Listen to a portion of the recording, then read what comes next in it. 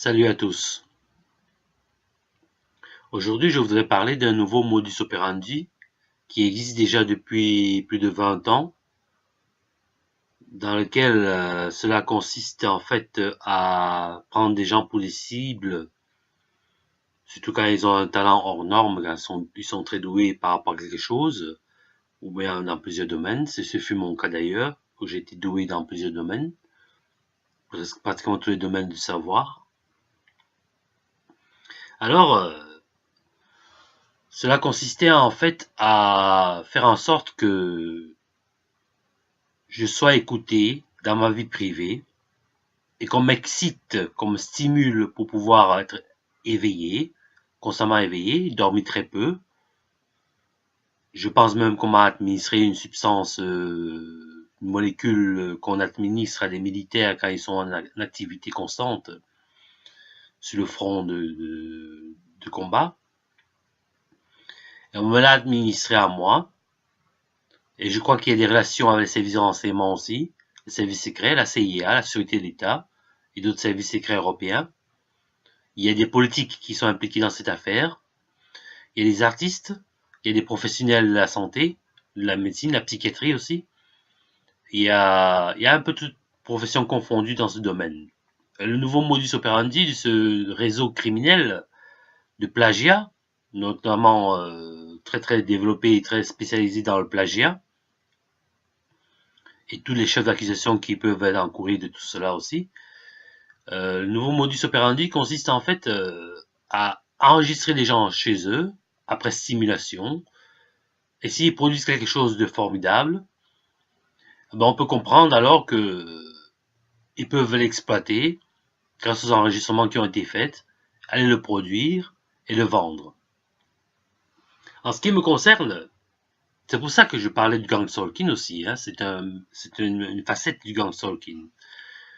Je parlais aussi du fait que j'ai inventé ce qu'on appelle le iPad, dans la tablette numérique, le Apple Watch, l'impression en 3 dimensions de la matière, le principe d'impression en 3 dimensions de la matière, dont je développais tout ça en 2006, à la rue de Serbie numéro 76 à Liège, où j'ai été domicilié.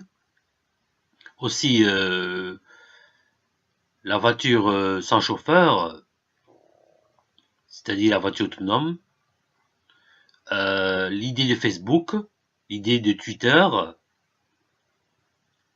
et aussi d'autres choses comme étant des musiques. Le Bitcoin aussi, j'ai développé le Bitcoin, l'iPhone, je l'ai développé. Donc en fait, tout était centralisé comme ça. Maintenant qu'il vient de dire que nous sommes dans une situation où personne ne veut parler de ça ouvertement. Il y a beaucoup de témoins dans cette affaire qui sont indirectement ou directement liés, qui connaissent plus ou moins, grosso modo, la totalité des faits, ou pas du tout, ou de façon partielle, ou même très réduite, mais il y a des témoins dans cette affaire. Il y a des gens qui savent que les choses ne sont pas faites comme on le dit à la télévision ou à la radio. Alors, tout ça, compte tenu des circonstances qui doivent être développées maintenant, je veux dire que ce nouveau modus operandi, c'est de plagier. Le principe est de plagier les autres. Avec toute chef d'accusation qui peut pas s'en suivre comme étant corruption passive de fonctionnaires, euh, usage de faux, écriture en faux, faux en écriture, faux témoignages, corruption, blanchiment d'argent, paradis fiscaux, menaces, usurpation, violation de la vie privée, euh, extorsion de fonds, extorsion de richesses intellectuelles, et encore je n'en cite que d'autres. Donc voilà, moi je n'ai pas de pouvoir pour réaliser des choses pareilles, mais j'ai été victime de ça.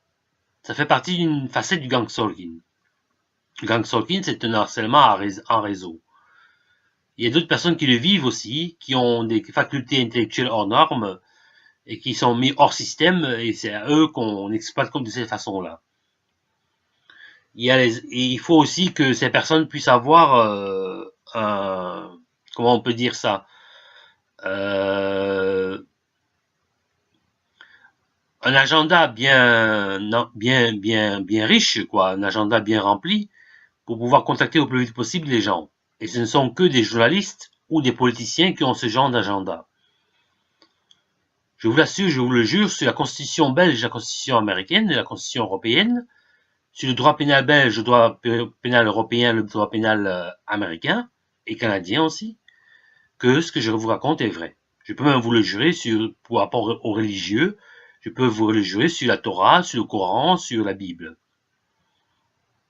Et sur Dieu aussi, pour ceux qui croient en Dieu. Moi, je suis ouvert à tous ces genres de valeurs.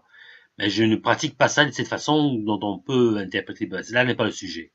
Le sujet, c'est vraiment tout ce qui a été fait comme violation du droit d'auteur de ma personne.